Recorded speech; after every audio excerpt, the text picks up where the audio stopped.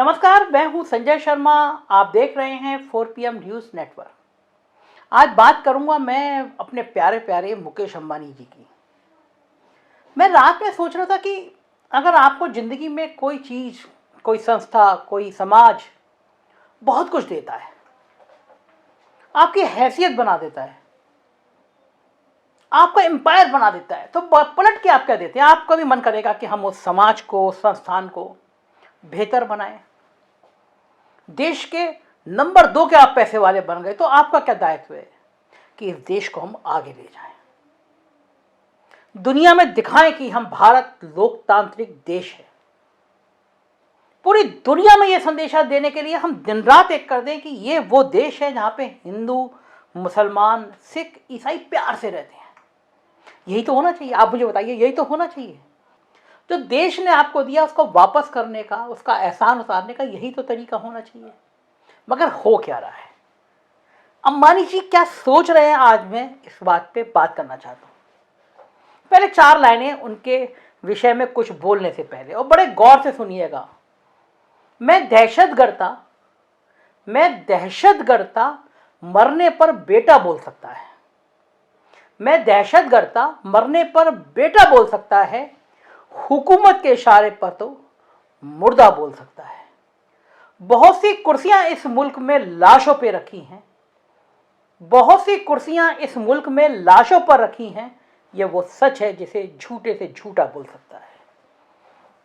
आज के दौर में देश के ज्यादातर टीवी न्यूज चैनलों पर कारपोरेट का कब्जा हो गया है।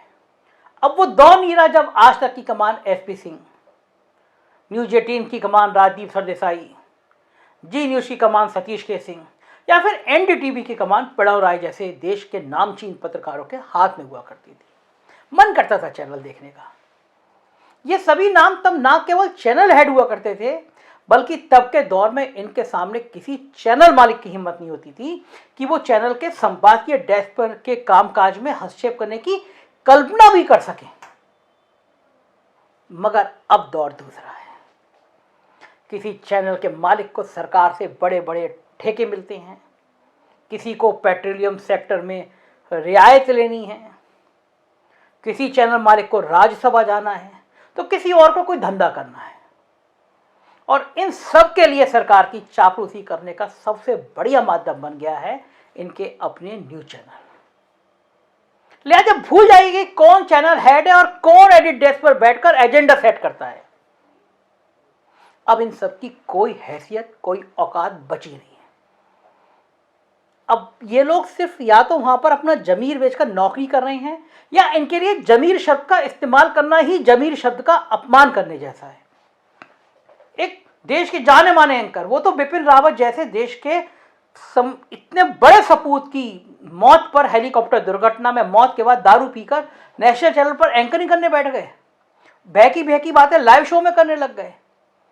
वहीं तिहाड़ जेल में वसूली के आरोप से वापस आए एक पत्रकार, जो कभी करेंसी नोट में 2000 के नोट में चिप लगवा रहे थे, जो मोरबी हादसे में मरने वाले लोगों को हादसे का जिम्मेदार बताने की गिरी हुई हरकत कर रहे थे। वो आज तक जैसे चैनल के स्टार बॉय हैं, पोस्टर बॉय हैं, हर जगह फोटो उनका लगता है। लेकिन इन सब के पीछे इन एंकर और इन एंकरनियों से ज्यादा इनके मालिक जिम्मेदार हैं, जिनका या तो किसी चैनल में पूरा मालिकाना हक है, या फिर ये लोग किसी भी चैनल की अच्छी खासी हिस्सेदारी खरीदकर बैठे हुए हैं। गनीमत है कि ऐसे चैनल स्वतंत्रता संग्राम के दौर में नहीं हुए, वरना तब तो सिर्फ हिंदुस्तान पाकिस्तान में ब्रिटिश इंडिया टूटा था। ये लोग तो धर्म और क्षेत्रीयता के नाम पर कम से कम 50-60 देश बनवा चुके होते। दरअसल आज मैं बात कर रहा हूं उन चैनलों की, खासतौर से अंबानी के चैनलों की, जिनके ऊपर पूरी तरह से धीरू भाई अंबानी के बड़े साहबजादे मुकेश अंबानी का कब्जा है।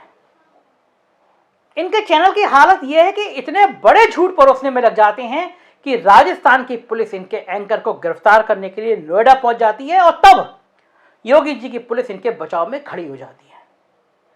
इनके चैनल के प्रोग्राम के थंबनेल आप देखेंगे तो आपको यह भ्रम होने लगेगा कि यह दुनिया के सबसे झूठे लोकतंत्र का न्यूज चैनल है, या नॉर्थ कोरिया जैसे किसी प्रोपेगेंडा मशीनरी का हिस्सा है। कई बार तो इंसान को अपने नागरिक बोध होने पर शर्म आने लगती है। रोज रोज दंगे का माहौल बनाया जाता है।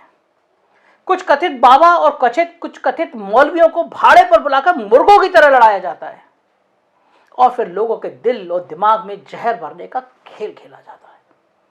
और ये सब उन अंबानी के चैनल में हो रहा है जिनके औद्योगिक साम्राज्य के बने रखने के लिए जो सबसे बड़ी और जरूरी चीज है वो है शांति, लेकिन उनके अपने चैनल इन शांति के लिए दुश्मन बने हुए हैं।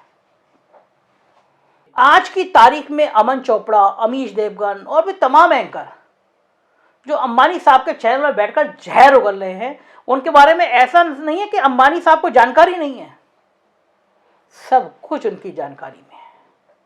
लेकिन कहते हैं ना, कभी कभी व्यक्ति जानबूझकर आंखें बंद कर लेता है क्योंकि उस शॉर्ट टर्म गेन के आगे लॉन्ग टर्म लॉस दिखाई नहीं देता।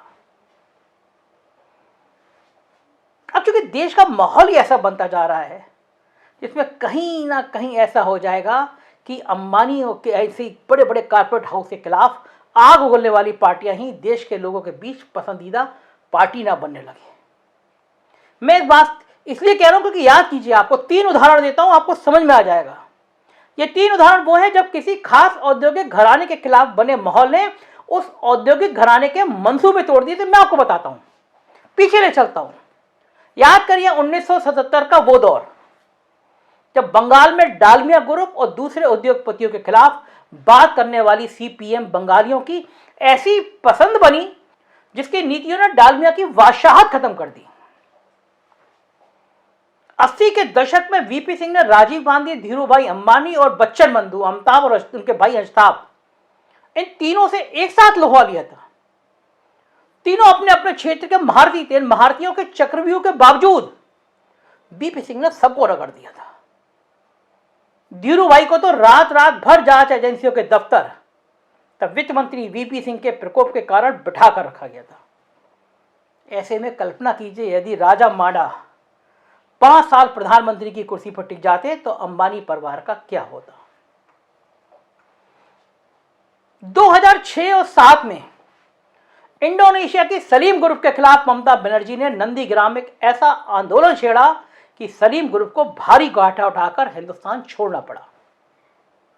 इसके बाद इसी आंदोलन से उपजी ममता ने जब 2011 में राइटर्स बिल्डिंग में एंट्री मारी, उसके बाद तो सलीम ग्रुप ने दोबारा इंडिया में घुसने का सपना देखना ही छोड़ दिया। इसलिए इन सब वाक्यों के मद्देनजर रखते हुए मुकेश अंबानी को हर हालत में अपने जहरीले बोलने वाले चैनलों पर लगाम लगानी चाहिए, वरना कहीं ऐसा ना हो कि डालमिया या सलीम ग्रुप की तरह उनकी दुकानदारी भी भविष्य की सरकारें बंद करवाने लगे। राहुल गांधी तो खुलकर बोलने लगे कि देश को अंबानी और अडानी की सरकार से निजात दिलाने की जरूरत है। शरद पवार, नितिन गडकरी वैसे भी मुकेश अंबानी के संबंध बेहतर नहीं रहे हैं। नीतीश, ममता, नवीन बाबू को उनकी जरूरत महसूस ही नहीं होती। केसीआर तो प्रधानमंत्री के साहूकार मित्रों से पहले ही परेशान है। ऐसे में उनके नफरती चैनलों की करतूतों से यदि जनता परेशान हो गई तो समझ लीजिए क्या होने वाला है। आपको याद होगा इनका चैनल जब किसान आंदोलन में किसानों को आतंकवादी, खालिस्तानी बता रहे थे, तब क्या हुआ था पंजाब में? जियो के टावर उखाड़ दिए थे, जियो के स्टोर बंद करा दिए थे, पसीने आ गए थे। क्या अंबानी साहब को 1969 का वो दौर याद नहीं है जब कांग्रेस के युवा तुर्क चंद्रशेखर का बिरला बंधुओं के साथ झगड़ा कहां तक पहुंच गया था? यह झगड़ा तो यहां तक पहुंच गया था कि जैसे ही इंदिरा गांधी कमजोर पड़ी वैसे ही इन युवा तुर्कों ने देश के 14 प्राइवेट बैंकों को नेशनलाइज करवा लिया और उसमें बिरला का यूको बैंक भी नेशनलाइजेशन की भेंट चढ़ गया था। बाद में बिरला साहब अपनी खुन्नस उतारने के लिए चंद्रशेखर के खिलाफ यूपी से राज्यसभा चुनाव में उतर गए थे और वहां भी बुरी तरह मात खाए थे। ऐसे में अंबानी साहब को सोचना चाहिए कि उनके चैनलों के नफरत की खेती और किसी नेता की छवि को पप्पू बनाने का खेल इस बोर्ड पर ना पहुंच जाए कि बिरला के इको बैंक की तरह अंबानी की जामनगर रिफाइनरी, जो दुनिया की सबसे बड़ी रिफाइनरी है, उसको नेशनलाइज करने के मुद्दे पर लोकसभा में चुनाव होने की नौबत पैदा हो जाए। एक व्यापारी को अपने बिजनेस की शुचिता कायम करने पर हरदम फोकस करना चाहिए, अन्यथा उनके नफरती चैनल जो उनके बिजनेस में खाने में नमक के बराबर या उससे कम ही है, कहीं ऐसा ना उनके पूरे एम्पायर का, उनके बिजनेस का कबाड़ा करना करा दें। अब आप सोचिए, एक तरफ तो उनके चैनल के एंकर दिन भर मुसलमानों के खिलाफ बोल रहे हैं, मुसलमानों के लिए भड़का रहे हैं, हिंदू मुसलमान का झगड़ा लगा रहे हैं, वहीं उनको अपने बेटे के लिए अगर घर खरीदना था तो वो दुबई जाते हैं, जो मुस्लिम बहुल इलाका है, वहाँ $80 मिलियन का महंगा घर खरीदते हैं, और ये भी हिंदुस्तान के लोगों की कमाई से उन्होंने घर खरीदा है। यहाँ उनके चैनल आपकी शांति भंग करने के लिए एक सूत्रीय एजेंडे में दिन रात लगे रहते हैं, और वहाँ वो मुस्लिम बहुल इलाके में घर खरीद रहे हैं।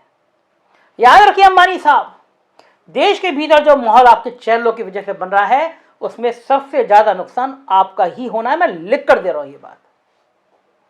26/11 के हमले की वजह से सिर्फ 2 दिन के लिए मुंबई स्टॉक एक्सचेंज बंद किया गया था, तब आपको हजारों करोड़ का लॉस उठाना, नुकसान उठाना पड़ गया था।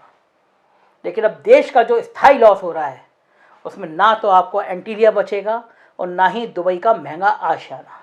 मैं इसलिए कह रहा हूं, अब देश का माहौल ऐसा बनता जा रहा है कि जिसमें कहीं ऐसा ना हो जाए अंबानी जी कि आपके खिलाफ आग उगलने वाली पार्टी ही देश के लोगों के बीच पसंदीदा पार्टियां ना बन जाए। ये बहुत हैरानी वाली बड़ी बात है। इसलिए मैं कह रहा हूं अंबानी जी, इस देश ने बहुत दिया है आपको, प्यार दिया है, पैसा दिया है, शोहरत दी है, क्या फायदा मिलता है आपके चैनल में? ये जो एंकर बैठ के दिन भर नफरत की भाषा बोल रहे हैं, आपको क्या हासिल होगा? लोग भरोसा करते हैं, व्यापारियों पे भरोसा करते हैं। इसको मत खत्म होने दीजिए। ये मुल्क बचेगा तभी जब हिंदू, मुसलमान, सिख, ईसाई सब प्यार से रहेंगे। क्या 30 करोड़ की आबादी मुसलमानों की, क्या हम उनको सागर में फेंक आएंगे? इसी मुल्क में रहेगा, किसी की हैसियत नहीं है जो उनको इस मुल्क से निकाल दे।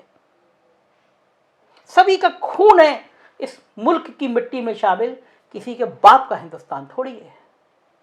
क्यों फैला रहे इस नफरत को? प्यार की बात कहिए इन अपने एंकरों से, कहिए चैनल के अपने सीईओ से कि ये नफरत बंद करो, संदेश दो प्यार का। गांधी का देश है ये, बुद्ध का देश है ये। याद रखिए अंबानी जी, बड़े से बड़ा पूंजीपति, बड़े से बड़ा तानाशाह, उसकी कब्र पे दिया जलाने वाले लोग नहीं बचे। दिलों में प्यार होना चाहिए लोगों के लिए। मुझे उम्मीद है कि आप मेरी बात सुनेंगे, समझेंगे, नफरत का ये खेती, नफरत का ये कारोबार बंद करेंगे। शुक्रिया इस वीडियो को देखने के लिए। आपको लगता है कि उत्तर प्रदेश की खबरें देखनी हो तो हमारा दूसरा चैनल 4PM यूपी, बिहार की खबरें देखनी हो तो 4PM बिहार, और गुजरात की खबरें देखना हो तो 4PM गुजरात सब्सक्राइब करिएगा। धन्यवाद, थैंक यू।